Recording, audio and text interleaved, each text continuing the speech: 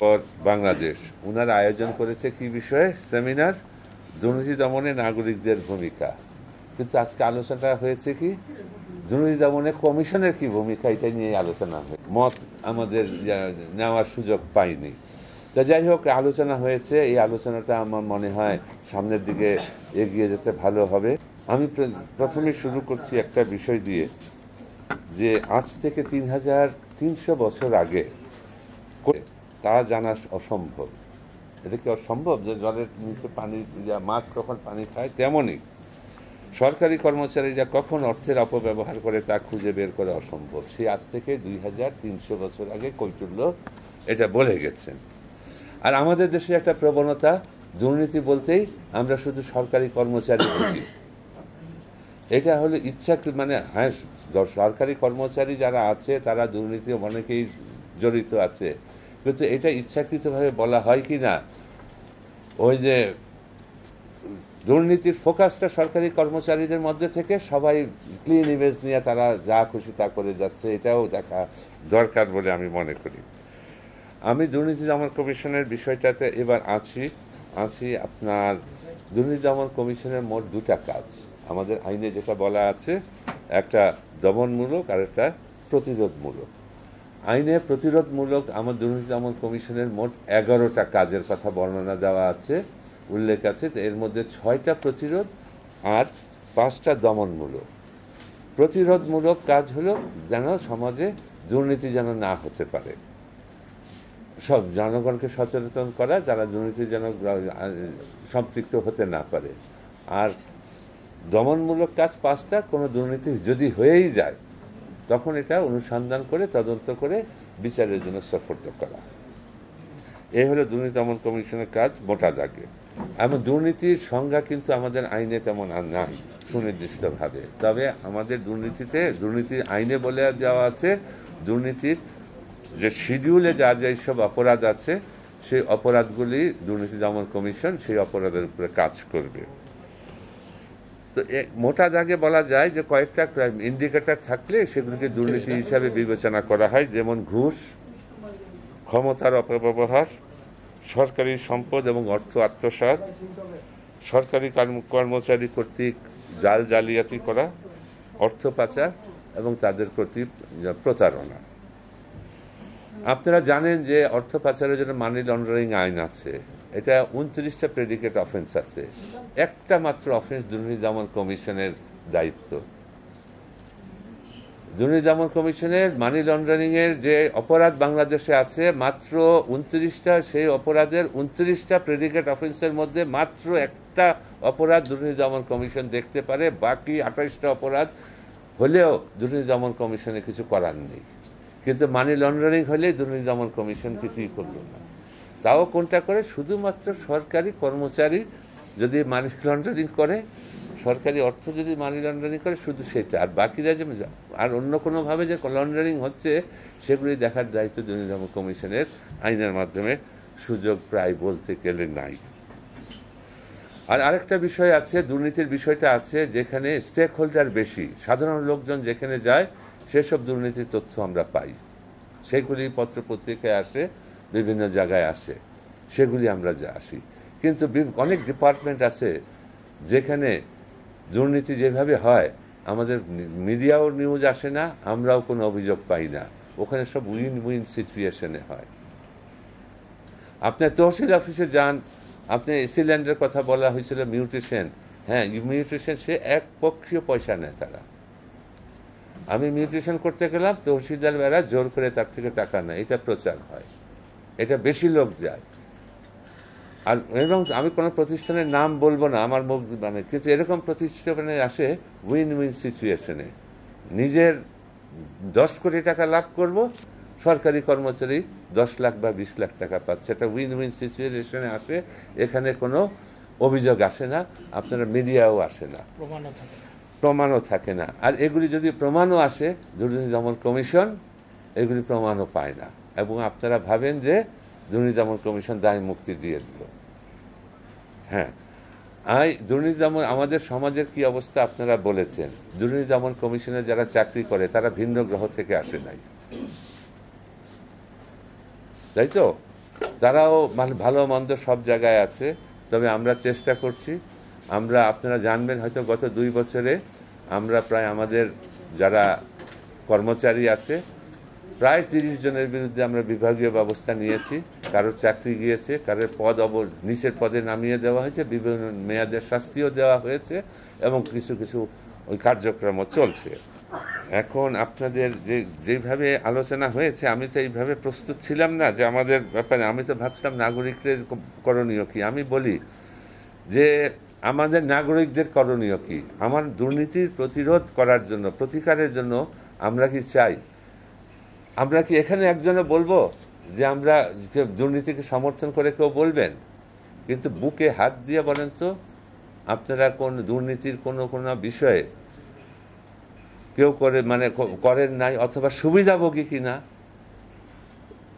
আমি তো বললাম, আপনি ঘুষ, ক্ষমতার ব্যবহার, সরাসরি সরকারি সম্পদ আত্মসাৎ, সরকারি কর্মচারী জাল জালিয়াতি, অর্থ পাচার, প্রতারণা বা সহায়তাকারী কিনা। আপনারা যে প্রতিষ্ঠানে চাকরি করেন সেই প্রতিষ্ঠানের প্রধান যদি অত্যন্ত দুর্নীতিপরায়ণ হয়, তার প্রতিষ্ঠানে চাকরি করে তার দুর্নীতিকে সহায়তা করা হচ্ছে না? আপনি তো সহায়তাকারী। এই বিবেকটা জাগ্রত করাই এখন সময় হয়েছে। আমি ভেবেছিলাম এই ব্যাপারে আলোচনা হবে, নাগরিকদের কি করণীয়, কিন্তু আমি এসে দেখলাম যে এই বিষয়ে আলোচনা হয় নাই। আপনি একটা কমিটি গঠন করেন, মসজিদ কমিটি থেকে শুরু করে যে কোনো কমিটি, সাংস্কৃতিক গান বাজনার কোনো ক্লাবের কমিটি করেন, ওই লোক দিয়ে হবে না, ওই লোক কিছু করতে পারে না। এটা ভালো লোক, যার জ্ঞান আছে ওই ক্ষেত্রে, না ওই লোক দিয়ে হয় না, তাকে নিয়ে আসো। আমাদের টাকা অন্য কোথাও যাইতে হবে না, তার থেকেই আমরা টাকা পেয়ে যাব, সেই সমস্ত ব্যবস্থা করে দেবে। কমিটিতে কাদেরকে নিচ্ছেন আপনারা? আমাদের সমাজের লোকরা কাজ, নাগরিকদের এগুলি বুঝান। আমি ভাবছি এই বিষয়েই কথা হবে, ভেবেছিলাম যে আপনার পাশের বাসায় যদি ইলিশ মাছ ভাজে, আপনি পাশের বাসা থেকে গন্ধ পান না? পাশের বাসার লোকটা যদি দুর্নীতি করে আপনি টের পান না? আপনার কোনো কারণ, কিছুই করণীয় নাই। দুদক কখন কি করবে ওটার জন্য সমালোচনা করবে, দুদক কিছুই করলো না। এই নাগরিকদের কিছু করার নাই। আপনার বাড়ির মালিক, আপনার একটা বাড়ি আছে 50,000 টাকা মাসে ভাড়া, যার টেকহোম যেই সরকারি কর্মচারীর টেকহোম স্যালারি 30,000 35,000 টাকা, তাকে 50,000 টাকা ভাড়া দিচ্ছেন কেন? তাকে আশ্রয় দিচ্ছেন না দুর্নীতিবাজকে? আমি ভেবেছিলাম এই বিষয়ে আলোচনা হবে আজকে। আপনি জানেন যে এই লোকের কোনো বলার মতো কোনো পেশা নাই, বলতে পারতেছে না কি ব্যবসা করে, কিন্তু সে কিভাবে জীবনযাত্রা পালন করতেছে। আমাদের নাগরিক সমাজের কিছুই করার নাই তাকে। আর কিছু করতে না পারি আমরা তো বর্জন তো করতে পারি তাকে। তার দাওয়াতে আমরা যেতে পারি না, যাব না, তাকে দাওয়াত দিব না, এই কাজটা তো করতে পারি। কিন্তু তাকে এনে করতেছি কি, অতিথি করে ফ্রন্ট লাইনে বসাচ্ছি আমরা। দুর্নীতিবাজকে আপনারা আশ্রয় প্রশ্রয় নাগরিকরা দিয়ে দিচ্ছেন। আমি দুর্নীতি দমন কমিশন যে প্রত্যাশা জাতির, আমরা প্রত্যাশা ধারে কাছেও যেতে পারি না। আপনারা যা যা বললেন আমি স্বীকার করে নিলাম। আমরা চেষ্টা করে যাচ্ছি কিভাবে আমরা আমাদের উপরে অর্পিত দায়িত্ব যে আইনে যা আছে এবং সবার যা প্রত্যাশা, আপনারা যেমন এই বাংলাদেশের নাগরিক, দুর্নীতি দমন কমিশনে যারা কাজ করে নিচের থেকে সর্বপর্যায়ে, তারাও বাংলাদেশের নাগরিক, তারাও বাংলাদেশের ভালো চায়। আপনাদের চাওয়া আমাদের চাওয়া একই। আপনারা কাজ বলেন, আমরা করি। বলা খুব সোজা, করা কিন্তু খুব কঠিন, এটা আপনারা জানেন, সবাই অভিজ্ঞ আপনারা। এবং আমরা যারা বলি মাইকের সামনে বলে যে পরেই আমি যা বলে আসছি সেই মোতাবেক আমরা চলি না, ঠিক তার বিপরীত কাজ করি। আমি ভেবেছিলাম এই সব ব্যাপারে আলোচনা হবে আজকে, নাগরিক সমাজকে কি করণীয়, এই ব্যাপারে আলোচনা হয় নাই। আমি আবার বলবো, এটা আমাদের সুযোগ কম এই ব্যাপারে আলোচনা করার, আপনারা দয়া করে আলোচনা করবেন। আর 2 নম্বর হলো এই যে নাগরিক সমাজকে সচেতন করার জন্য আমরা কি করেছি। আমি একটু তথ্যটা জানাতে চাই যে আমরা করেছি হলো এ পর্যন্ত এই যে বিভিন্ন গুরুত্বপূর্ণ, এখানেও সমস্যা। আমরা এই নাগরিকদের সচেতন করার জন্য, দুর্নীতির প্রতিরোধের জন্য আমরা জেলা, উপজেলা এবং বিভাগীয় পর্যায়ে 504টা দুর্নীতি বিরুদ্ধে গণসচেতনতা তৈরির জন্য কি কমিটির নামটা কি জানি, দুর্নীতি প্রতিরোধ কমিটি গঠন করেছি। আপনি কি জানেন কমিটিতে আসার জন্য, মানে তার পণ নাই যে তারা চেষ্টা করে। যে কমিটি গঠন হয়ে গেলে তাদেরকে আর পাওয়া যায় না, এবং অনেককে পাওয়া যায় গাড়ির সামনে স্টিকার লাগাই ফেলে, দুর্নীতি প্রতিরোধ কমিটির সভাপতি বা সদস্য ভিজিটিং কার্ড বানায়, কিন্তু তাদের তো ভিজিটিং কার্ড এবং গাড়িতে স্টিকার লাগানোর কথা না, তাদের প্রতিরোধ করার কথা। আমরা করেছি, আমরা সাহায্য চাই লোকজনের, আমরা অনেক ক্ষেত্রে পাই। আমরা শিক্ষা প্রতিষ্ঠানের 25,542টা সততা সংঘ করেছি। আমরা যেই জেনারেশনটা যে সামনে আসবে, যারা নেতৃত্বে আসবে, চাকরিতে আসবে, সমাজ প্রতিষ্ঠার জন্য সরাসরি জড়িত হবে, তাদেরকে আমরা টার্গেট করে তাদেরকে এরকম 25,542টা সততা সংঘ করেছি। সবচেয়ে পরিতাপের বিষয়, ওই যে আমার দুর্নীতি দমন কমিশনে একজন কর্মচারী আর স্কুলের লোকজনই থাকে, এই ব্যাপারে কিন্তু সচেতন নাগরিকদের অংশগ্রহণ খুবই কম, বলাই যায় না। মানে দায় আমার কর্মচারী আর ওই স্কুলের টিচারের, আমাদের সাধারণ লোককে আমরা পাচ্ছি না। আমরা এই বাচ্চাদেরকে আমরা টার্গেট করেছি, এই কিশোরদেরকে, যে তারা এই দুর্নীতির প্রতি কুফল বা দুর্নীতির বিরুদ্ধে তাদের মানসিক অবস্থা তৈরি করার জন্য আমরা চেষ্টা করছি। আসেন আমরা এখানে কাজ করি আপনাদের সাথে, এগুলি বলার জন্য এসেছিলাম আমরা সাধারণ নাগরিকদের সাথে। আপনারা জানেন যে 6,700টা সততা স্টোর আছে আমাদের সারা বাংলাদেশে, যেখানে ছোট ছোট জিনিস বাচ্চাদের যা যা লাগে একটা স্কুলে, ওই পণ্য থাকে, একটা প্রাইস লিস্ট থাকে, একটা ক্যাশ বাক্স থাকে, কোনো কাজ নাই, সেলসম্যান নাই, তারা টাকা দিয়ে যায়, ওই জিনিস দিয়ে টাকা দিয়ে যায় নিজের থেকে। দিনের শেষে মাল কয়টা গেল, কত টাকা পেলাম, আমাদের হিসাবে কিন্তু খুব একটা গরমিল থাকে না। কিন্তু এটা তো মানে দুর্নীতি দমন কমিশন তো এটা পথ দেখালো, সচেতন নাগরিককে তো এটা দায়িত্ব, এটা লালন পালন করা তাদেরকে। তো আমরা এই জন্য এই পর্যন্ত দুর্নীতি দমন কমিশন থেকে বিভিন্ন জেলা বিভাগ পর্যায়ে আমরা এবং উপজেলা লেভেলেও গণশুনানি করেছি নোটিশ দিয়ে। আমাদের দুদকের কমিশনার, সচিব এবং আমাদের ঊর্ধ্বতন কর্মকর্তা, এলাকার প্রশাসন, ওই স্থানীয় সকল পর্যায়ে কথা বলেছি, কোথায় কোথায় দুর্নীতি হয়, কিভাবে হয়, এগুলি আলোচনা আমরা করেছি এবং করে যাচ্ছি। ওখানে বেশ কিছু সুফল পাই। কিন্তু সমস্যা হলো, আসার কোন আসনে বসবে সাধারণ নাগরিক পরদিন থেকে আর পাওয়া যায় না। কিন্তু দুর্নীতি দমন কমিশন কিছুই করলো না, এটা বলতে মানে যখন তখনই তারা বলতেছে। আমরা বারবার বলছি আমি যে দুর্নীতি দমন কমিশন অর্পিত দায়িত্ব যা আছে, আমরা এটা আলাপ করা যথাযথ ফোরাম না। তবে এটা ঠিক যে আমি 3 বছর 2 মাস আছি, আমি কিন্তু এখন পর্যন্ত কোনো রাজনৈতিক বা ইহাতে প্রভাবে আমি এবং কোনো বেসরকারি লোক আমাকে তেমন কোনো চাপ বা কোনো সুপারিশ বা হুমকি বা কিছুই দেয় নাই। এত সুন্দর একটা পরিবেশ আবার এখানে আমরা এনজয় করতেছি, এর জন্য আমরা সবাইকে ধন্যবাদ জানাচ্ছি। আপনার দেখেন এখানে কারা আসে, আমি আগেই বললাম যে এখানে উইন উইন সিচুয়েশনে যেগুলি দুর্নীতিগুলি হচ্ছে, ওগুলি তথ্য আপনারাও ছাপেন না, আমরাও পাই না। আর যদিও পাই কোনো তথ্য, এমনি অন্য মামলা আর দুর্নীতির মামলার পার্থক্য আছে। এখানে আইনজীবী আছেন, বিশিষ্ট আইনজীবী, এখানে হলে অকাট্য প্রমাণ লাগবে। এটা মৌখিক সাক্ষী থেকে অকাট্য জালিলিক প্রমাণ সবচেয়ে বেশি। এবং অন্য মামলা একটা বাদী থাকে, বিবাদী থাকে, আসামি পক্ষ থাকে, থাকে, তারাই কাগজপত্র সব দেয়। আমাদের এখানে শুধু আমার এই যে একজন কর্মচারী যে আছে ফিল্ড লেভেলের, তারই দায় যে সমস্ত কাগজপত্র জোগাড় করে মামলার প্রমাণ হওয়ার মতো কাগজ তৈরি করতে হয়, সংগ্রহ করতে হয়, তারপর মামলা করতে হয়। কিন্তু এখানে আর কেউ সাহায্য করে, একজন একটা দরখাস্ত দিয়ে খালাস। আমরা এরকমও আছে, আমাদের কোন পত্রিকাতে, প্রিন্ট মিডিয়াতে একটা নিউজ এসছে, আমরা চিঠি পাঠিয়েছি যে আপনি যদি কোনো তথ্য থাকে, কাগজপত্র থাকে, যদি আমাদেরকে দেন আমাদের জন্য সুবিধা হয়, তদন্তের জন্য। আমরা সাড়া পাই না।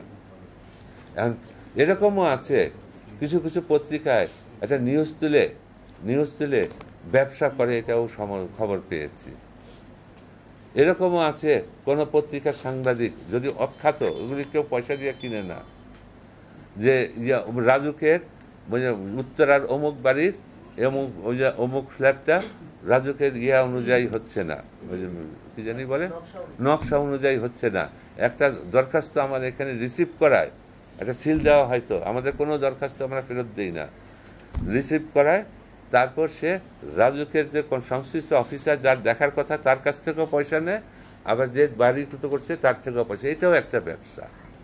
আমার ওই সংখ্যাও বাড়তেছে, অভিযোগের সংখ্যা। আর আরেকটা বিষয় আমি বলি, অভিযোগের সংখ্যা বলা হয়, আমার এখানে যে অভিযোগ যে দায়ের হয়, আমার এখানে একটা টোল ফ্রি টেলিফোনের ব্যবস্থা আছে 106। এখানে টেলিফোন করলে যে কোনো বিনা পয়সায় যে কোনো অভিযোগ করা যায় দুর্নীতির। কিন্তু এখানে মোর দেন 90% অভিযোগই আসে আমাদের শিডিউল বহির্ভূত। আমাদের একটা শিডিউল দেওয়া আছে, এই শিডিউলের বিষয়গুলি, এই আইনগুলি দ্বারা আমরা তদন্ত অনুসন্ধান করতে পারি। তো আমাদের কাগজ আসে, আমাদের প্রতিদিন অভিযোগ আসে। আমরা প্রিন্ট মিডিয়া, ইলেকট্রনিক মিডিয়ার থেকেও তথ্য নেই। আমরা পত্রিকা ও টেলিভিশন প্রতিবেদনের মাধ্যমে আমরা 1080টি আমরা অভিযোগ নিয়েছি এবছর, ওই 2000 এটা 22 না 23 সালে, 23 সালে আমরা প্রিন্ট এবং ইলেকট্রনিক মিডিয়া থেকে 1080টা আমরা অভিযোগ আমরা রেকর্ড করেছি, আমরা পর্যালোচনা করেছি। তো আমাদের প্রতিদিন যে অভিযোগটা আসে ওইটা একটা তারিখ এবং নাম্বার পড়ে। প্রতিদিন আমাদের এভারেজ 60টা অভিযোগ আসে। এটা আসার পরে আপনার ডেট পরে, এটা সিরিয়াল পরের দিন আসে। আমরা যদি কোনোটাকে, আমরা এখানে সিরিয়াল এবং ডেটটা আমরা খুব মানে সঠিকভাবে আমরা অনুসরণ করি। আজকে যেগুলি পড়লো এগুলি প্রথমে ডাটাতে এন্ট্রি দেওয়া হয়, তারপর এগুলি একটা অনেক পরীক্ষা নিরীক্ষার পরে দুদকে 2017 সাল থেকে একটা স্কেলিংয়ের ব্যবস্থা করা হয়েছে, যে এটা মার্কিংয়ের ব্যবস্থা করা হয়েছে, এখানে কি কি তথ্য থাকতে হবে। আমরা তো যেমন একটা লোক বলল যে, আমি আপনার নামটা বললে কিছু মনে করবেন না, হ্যাঁ বল না, নামটা বললে যে জয় মামুন এই সাংবাদিকতা করে, এই ক্ষমতা অপব্যবহার করে, এই উত্তরাতে 3টা ফ্ল্যাট, গুলশানের 2টা ফ্ল্যাট আর এই করছে, এটা দিয়ে আমি কিছু করবো? করা উচিত কিনা বলেন? আমি কোথায় উত্তরাতে আমি কোথায় খুঁজতে যাব তার ফ্ল্যাট? আমি বাড়িধারায় কোথায় ফ্ল্যাট খুঁজতে যাব? তা আমাদের ঠিকানা দিতে, অনেক ক্ষেত্রে দেখা যায় যে ঠিকানাও দিয়ে দেয়, দেখা যায় ওই হোল্ডিং নাম্বারই নাই। তা আমাদের এগুলি পরীক্ষা নিরীক্ষা করতে হয়, করতে হয় এবং নাম্বারিং করতে হয়। নাম্বারিং করে তখন একটা বাছাই কমিটি আছে, বাছাই কমিটি বসে, একটার পিছিয়ে 5, 7, 10 মিনিট সময় লেগে যায় একটা অভিযোগে। এই করে তারপর তারা সুপারিশ কমিশনে পাঠায়, কমিশন আমরা অনুমোদন করি, অনুমোদন করলে পরে তারপর এটা অনুসন্ধানের জন্য শুরু হয়। এটা আমাদের অনেক লম্বা সময় ছিল, এখন 7 থেকে 10 দিনে আমরা নিয়ে এসেছি, এর মধ্যে আমাদের কাছে উপস্থাপন হয়। এরপরে যদি আপনারা বলেন, আজকে একটা পত্রিকার অভিযোগ দিলেন, কালকে একটা পত্রিকায় উঠলেন, পরদিন পত্রিকায় হাইকোর্টে একটা মামলা করে বলেন দুদক স্টার্ট নেয় না, ঘুরাই দিলে স্টার্ট নেয় আর তাহলে স্টার্ট নেয় না। এটা মানে এইসব কথা বলা খুব সোজা, কাজ করাটা খুব কঠিন। যেহেতু আমরা কাজ করি, আমরা শুনবই, এটা এই সোজান মেন্টালিটি আমাদের আছে। আমাদেরকে সমালোচনা করবেন, আমরা তাহলে সাবধান হব, আমাদেরকে পরামর্শ দিবেন। তো আমি বলতেছি যে আমাদের এখানে দেখেন, আমাদের এখানে দুদকের মামলা অন্য মামলার সাথে কিন্তু অনেক পার্থক্য। অকাট্য প্রমাণ লাগবে এবং কাগজ লাগবে, এটা দালিলিক প্রমাণ লাগবে, এটা সব সময় পাওয়া যায় না।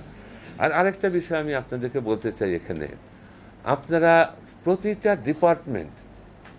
ডিপার্টমেন্ট তারাই তো দায়ী। দুর্নীতি হচ্ছে নিয়মের বাইরে কাজ করলেই তো দুর্নীতির সুবিধা হয়। নিয়ম মতো, আইন বিধিবিধান মতো কাজ করার, সব ডিপার্টমেন্ট ছেড়ে রাখছে, ওখানে দুর্নীতি অনিয়ম সব হচ্ছে, তারা সব ছেড়ে দিয়ে রাখছে। দেখি দুদক কি করে। দুদকের পক্ষে সম্ভব? আপনার যেখানে দুর্নীতিগুলি যদি হচ্ছে, ওগুলি যদি যেসব ডিপার্টমেন্টে টেন্ডার হচ্ছে বা কোনো সেবা ক্রয় হচ্ছে বা দ্রব্য ক্রয় হচ্ছে, কনসালটেন্ট নিয়োগ, যেসব জায়গায় দুর্নীতি হয়, তারা যদি সঠিকভাবে তাদের দায়িত্বটা পালন করে, আমার এখানে তো খুব কম আসবেই না। আপনারা কিন্তু ওইসব কথা বলেন না যে ওখানে দুদক কী করলো। দুদকে আসবে কেন? আমার কথা হলো এটা। তারা তাদের দায়িত্ব তো পালন করে কি না? যেমন অর্থ পাচার হয়ে যাওয়ার পরে আমরা সব জাতি সবাই জানেন, মানে বাংলাদেশ ব্যাংকের সঙ্গে বিআইএফ ইউথ তাদের তাদের তারা আমাদের কাছে একটা তথ্য দিছে 6 মাস পরে অর্থ পাচার হয়ে যাওয়ার পরে। তারা যদি সময় মতো পদক্ষেপ নেয়, বাংলাদেশ ব্যাংকে আপনি জানতো একটা টাকা পাঠানোর জন্য, আপনার চিকিৎসার জন্য $10,000 নিয়ে জানতো, বাংলাদেশ ব্যাংকের পারমিশন ছাড়া পারবেন? তো এগুলি যায় কিভাবে? এই যে মন্দ লোন যে হয়, ব্যাড লোন যেগুলি হয়, বাংলাদেশ ব্যাংকের বা বিভিন্ন দপ্তরের অডিটিং সিস্টেম আছে না, তারা তো অডিট করে, যেগুলি লোন দেওয়া হয় অডিট করে। কোথাও আসে যখন খেলাপি হয়ে যায় তখন জানা যায়। এর আগে কারা জানতে পারে? যখন লোনগুলি প্রসেস হয়, দেওয়া হয়, যখন হয়, যার কাজ করছে না, যাতে করে দুর্নীতি দমন কমিশনের প্রতি আপনাদের প্রত্যাশা বেশি। আপনাদের এত প্রত্যাশা, আমরা এই কারণে আমরা আপনাদের প্রত্যাশা অনুযায়ী এগোতে পারছি না। আপনারা বলেন না কেন যে তোমার ডিপার্টমেন্টে এই কাজ করার কথা ছিল? আর এই যে আমাদের যে বললেন যে বিদেশে গেলে দেখায় যে এই যে এটা সচিবের বাড়ি, এটা মন্ত্রীর বাড়ি, ওইটা বাড়ি। উনি তো ওই যে সচেতন নাগরিক হিসাবে ঠিকানাটা আইনা দিলে তো পারতো আমাদেরকে। দিবেন না কোনো দিন, কিন্তু বলবেন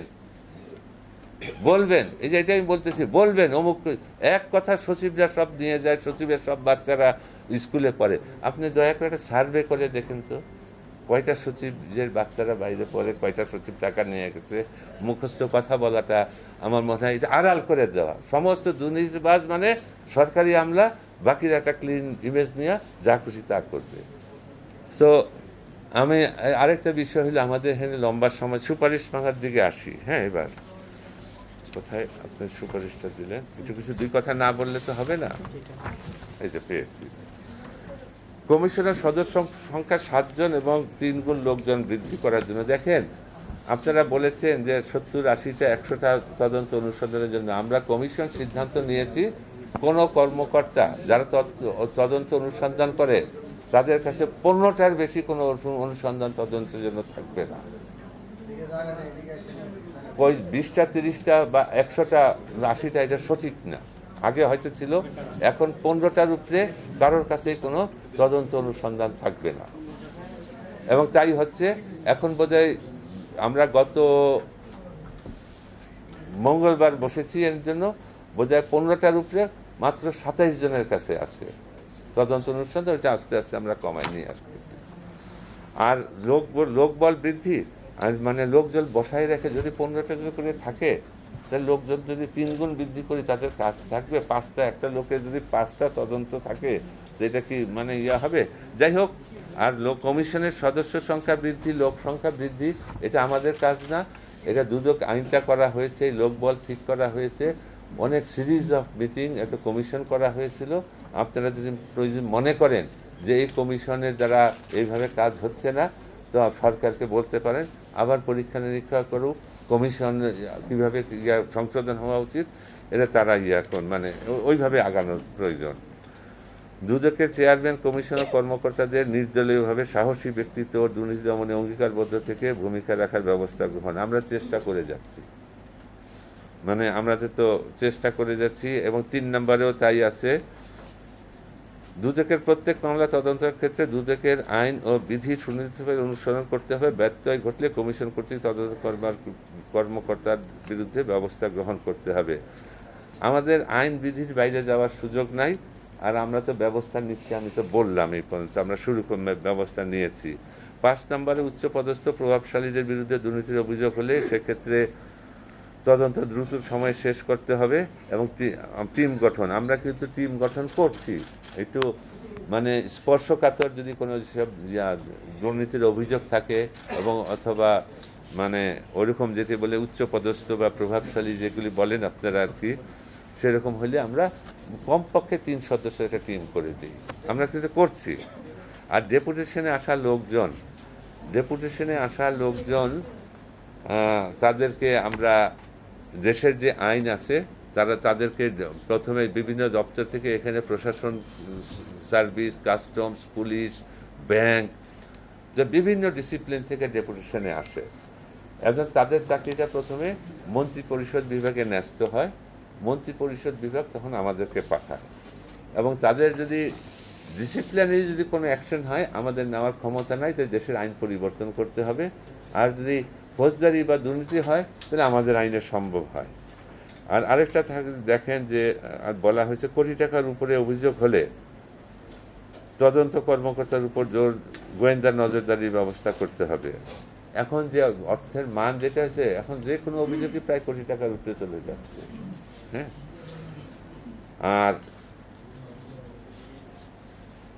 আর গোয়েন্দা নজরদারি করতে হয় কাদেরকে দিয়ে করাবো? নিজের লোক দিয়ে তো করাইতে হবে। নিজের লোক দিয়ে গোয়েন্দা নজরদারি কতখানি কার্যকর এটা তো আপনাদের চিন্তা ভাবনা করা উচিত। এই কারণে ডেপুটেশনের ব্যবস্থা আছে।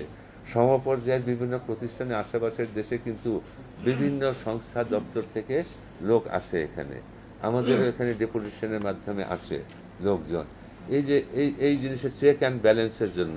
কিন্তু আমাদের মাঝে মাঝে আপনারা প্রশ্ন উত্থাপন হয়, ডেপুটেশনের লোকরা এসব এই করে সেই করে, দুর্নীতি করে, এই করে সেই করে। ডেপুটেশন লোকেরা দুর্নীতি করার সুযোগ খুব কম, কারণ তদন্ত অনুসন্ধান করে আইও ডেপুটি ডাইরেক্টর তদন্ত এখানে আসে হলো ডাইরেক্টর আর অ্যাবাভ ডেপুটেশনে আসে, ডেপুটি ডাইরেক্টর খুব কম আসে। আর এগুলি চেক অ্যান্ড ব্যালেন্সের জন্য কিন্তু বাইরে মানে বিভিন্ন সংস্থা আমাদের সমপর্যায়ে আশেপাশের দেশে মানে এই ধরনের প্রতিষ্ঠানে কিন্তু ডেপুটেশন থেকে বিভিন্ন ডিসিপ্লিনারি থেকে কর্মকর্তা রাখা হয়। তারপরে রিপোর্ট বিচারের ভিত্তিতে এগুলি আমরা কিন্তু যা হচ্ছে আমরা করে যাচ্ছি। আপনাদের প্রত্যাশা এত বেশি, সেই তুলনায় আপনাদের হয়তো চোখে পড়ে না আর কি। আর আরেকটা বলছেন, দুদকে কর্মরত যে সকল ব্যক্তির বিরুদ্ধে দুর্নীতির অভিযোগ আসবে তাদের বিষয়ে দুদকের তদন্তের পাশাপাশি গোয়েন্দা তথ্য পাওয়ার ব্যবস্থা গ্রহণ ও তাৎক্ষণিক ব্যবস্থা। আমাদের এখানে নিজস্ব যে লোকদের যদি কোনো দুর্নীতি বা অনিয়মের পাওয়া যায়, আমাদের একটা অভ্যন্তরীণ দুর্নীতি প্রতিরোধ কমিটি আছে। এই কমিটি পরীক্ষা নিরীক্ষা করে তদন্ত করে, এবং আমরা এই যে 2004 সালে কমিশন গঠন হলেও আমরাই সর্বপ্রথম বোধহয় গত বছর আমরা কিন্তু এনএসআই এবং সিআইডিকে পাঠিয়েছি আমাদের 2 জন কর্মচারীর এগেন্স্টে তদন্ত অনুসন্ধান করার জন্য, নিজেরা না করে, আইনে বলে দেওয়া আছে। আমাদের একজন কর্মচারীর বিরুদ্ধে সিআইডির প্রতিবেদনের বিরুদ্ধে আমরা মামলাও দুদকে মানে ফৌজদারি মামলাও করেছি। তা আমরা করছি, কিন্তু আপনার যে সুপারিশ যেগুলি আছে আমরা কিন্তু করছি, শুরু করেছি। রিমান্ডে আনার ব্যাপারে আমাদের রিমান্ডে আনার সুযোগ আছে, আর 1 বছরের মধ্যে শেষ না হলে আসলে আমাদের একটা ব্যর্থতা। আমাদের বেশ কিছু লং পেন্ডিং কিছু মামলা অনুসন্ধান তদন্ত আছে। আমরা স্পেশাল এফোর্ট দিচ্ছি এগুলি শেষ করার জন্য। আশা করি এটা আমরা সুফল শীঘ্রই পাব। আর আরেকটা বিষয় দেখেন, আমাদের এই যে মামলা দায়ের হলে কিন্তু বিচার হয়, বিচারে কিন্তু আমাদের সাফল্য প্রায় 70% সাফল্য আমাদের, মানে এটা বিচারে শাস্তি হয় আসামির, ওই হিসাবে সাফল্য বলছি। আর মানি লন্ডারিং এর যে একটাই ধারা আছে আমাদের জন্য, এটার সাফল্য প্রায় 100%। আমাদের আইনজীবী যারা আছেন, বিজ্ঞ আইনজীবী দুদকের, তাদের প্রতি আমরা কৃতজ্ঞ। তারা সে 10,000 15,000 টাকা পার ডে পাচ্ছে, কিন্তু তার বিপরীতে 10 লাখ টাকার আইনজীবী দাঁড়াচ্ছে। কিন্তু আমাদের সরকারি নিয়মে এই কত 10 লাখ 15 লাখ টাকা পায়, 15,000 টাকা পায় দিনে, ওই 10-12 বা এরকম পাচ্ছে আর কি। হ্যাঁ, তো একটা এবারে 10-15 বেশি না পার ডে, কিন্তু তার এগেন্সটে দাঁড়াচ্ছে কিন্তু 10 লাখ 15 লাখ টাকার যে পারিশ্রমিক নেয় সেই সব বিজ্ঞ আইনজীবী। ওই অবস্থায়ও আমাদের আইনজীবীরা কিন্তু মামলা প্রমাণ করায়, আসামির শাস্তি নিশ্চিত করে 70% করছে। তো এই আমি বললাম আপনাদের মতো আমরাও এই দেশের সন্তান, আমরাও আপনারা দেশকে যতখানি ভালোবাসেন আমরাও ভালোবাসি। আমরা জানি দুর্নীতি রেখে দেশের উন্নয়ন করা সম্ভব না, এবং উন্নয়ন হলেও এটা টেকসই হবে না, এবং দেশ এগিয়ে যাওয়ার জন্য আমাদের দুর্নীতি একটা পর্যায়ে নিয়ে আসা উচিত, কারণ পৃথিবীতে দুর্নীতি নাই এমন কোনো দেশ নাই, যতই সভ্য দেশ হোক না কেন। তবে আমি দুর্নীতি মুক্ত দেশ আমরা চাবো, তবে আমাদের একটা সহনীয় পর্যায়ে আসে, আমরা সম্মিলিতভাবে সবাই কাজ করি। আপনারা সময় সময় আমাদেরকে পরামর্শ দিবেন। আমাদেরকে এই যে মিডিয়ার লোকরা কিন্তু আমাদেরকে ছেড়ে কথা বলে না, কিন্তু তারা কিন্তু আমাদের ভুল না করলেও তারা চোখ ধরায় দেয়। এবং আমার কথা হলো যে আমাদের ভুল যদিও হয়ে যায় আমাদের সাথে কথা বলবেন, ভুল আমরা যদি সংশোধন আমরা করার জন্য সুযোগ পাই। তা আপনাদেরকে আবারও বিনীত অনুরোধ জানাচ্ছি, আজকে আইন, শুধুমাত্র আইন দ্বারা দুর্নীতি কমানো সম্ভব না নাগরিক সচেতনতার সৃষ্টি না হলে। এবং আরেকটা টার্গেট হওয়া উচিত যে যারা এখন স্কুল কলেজে পড়ে, ইউনিভার্সিটিতে পড়ে, এদেরকে টার্গেট করা উচিত, এদের মাইন্ডে এই জিনিসটা সৃষ্টি করা দরকার। আমার তো মনে হয় যে এরকম একটা আন্দোলন করা উচিত। আমার এই অবস্থান থেকে এটা করা সম্ভব না, আপনারা যদি করেন, বাচ্চারা তারা বাবাকে জিজ্ঞাসা করবে, তুমি টেক হোম স্যালারি 40-45 হাজার টাকা পাও, আমাকে ইংলিশ স্কুলে টিউশন ফি কিভাবে দাও, আমাকে প্রাইভেট ইউনিভার্সিটি টিউশন ফি কিভাবে দাও, তুমি তো এত টাকা পাও। এই বোধটা যদি তৈরি না করতে পারেন, ওয়াইফ তার হাজবেন্ডকে বলবে, তুমি তো এত টাকা বেতন পাও, তুমি এই ফ্ল্যাটে আমাকে কিভাবে রাখতেছো, বা ওইভাবে ওই দুইটা ফ্ল্যাটের মালিক আমরা কিভাবে হলাম। এই বোধটা আপনার সৃষ্টি করানো হবে ভেবেছিলাম আজকে এই সভাতে সচেতন নাগরিকদেরকে এই জিনিসটা একটু এই প্রশ্নটা করান, দেখবেন যে দুর্নীতি মানে পুলিশ দুদক অনেকখানি চাপ কমে যাবে। আজকে আপনাদের এই যে দুর্নীতি দমনে নাগরিকদের ভূমিকা, আমার মনে হয় ওই লাইনে যাওয়া উচিত। আপনি আরেকটা করেন এইভাবে, আমার মনে হয় সাধারণ লোকজন নিয়ে ওনারশিপ ডেভেলপ না করে, দুর্নীতি বিরোধী যে একটা আন্দোলন বা একটা কার্যক্রম, এইটার ওনার যে একটা সাধারণ নাগরিক, এই ওনারশিপ ডেভেলপ যদি না করান, আপনার আন্দোলন এগোতে পারবে না। তো এই ওনারশিপ ডেভেলপ করান, আমরা আপনাদের সহায়তা করব এবং আপনারাও আমাদেরকে সহায়তা করবেন, এটুকু আশাবাদ ব্যক্ত করে আমি আজকে আমার বক্তব্য শেষ করছি। আমার কথায় যদি কোনো অসংলগ্নতা থাকে, আশা করি আপনারা ক্ষমা সুন্দর দৃষ্টিতে দেখবেন। আসসালামু আলাইকুম।